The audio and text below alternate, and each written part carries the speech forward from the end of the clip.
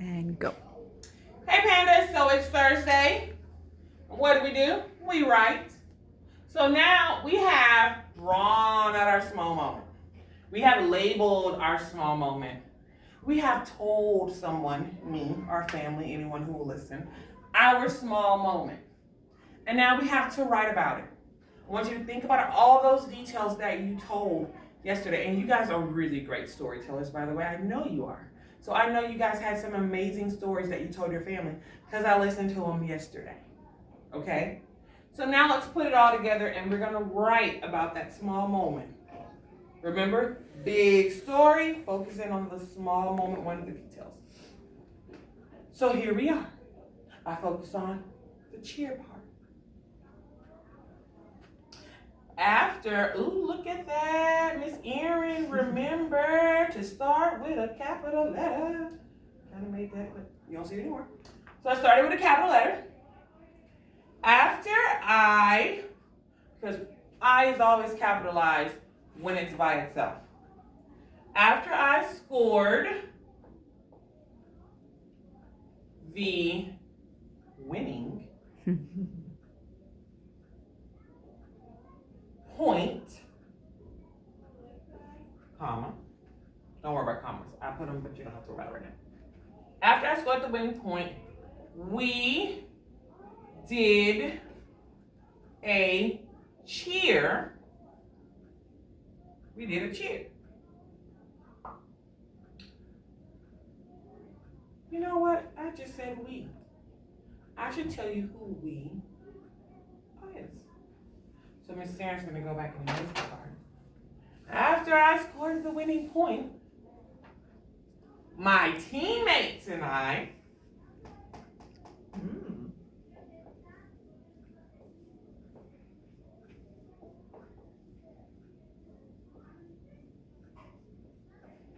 did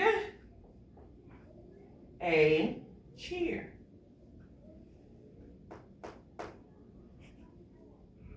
Exclamation point, because that was exciting. The new sentence, so begins with a capital letter. Crowd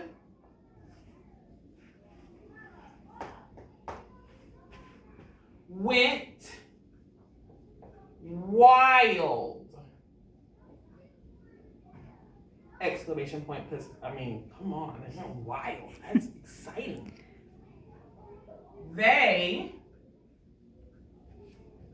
were excited because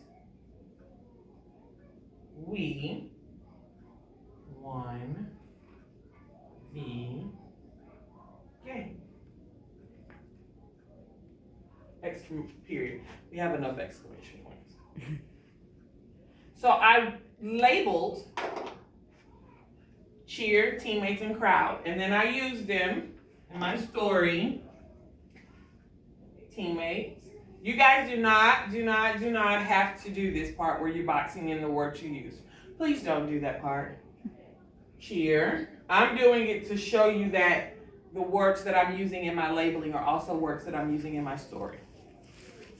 And crowd. Okay? So now I've written. Now does Miss Erin expect you to write all these words like I did? Absolutely not. Mrs. Erin is an adult. I have a bigger vocabulary. Now, if you can, please do. That would be totally awesome. Okay? But if you can't, that's okay too. That's still going to be totally awesome because it's your story. But you do need to try to write at least 2 sentences. And the most important part with the writing, outside of putting the story out, is making sure that you begin with a capital letter and you end with some form of ending punctuation, which we know a period is a statement. I'm just stating something. Hi, my name is Mrs. Erin. That's a statement. An exclamation point is when I say it with excitement, like, boom, another one. That's exciting. So we're going to use exclamation points, not periods. Periods are too bland for my excitement. And then a question mark, which I don't have up here because there's no question that we won the game. So the question mark, which is, I asked the question, generally starting with who, what, when, where, why. Who, what, when, where, why. I slowed it down because I said it too fast the first time.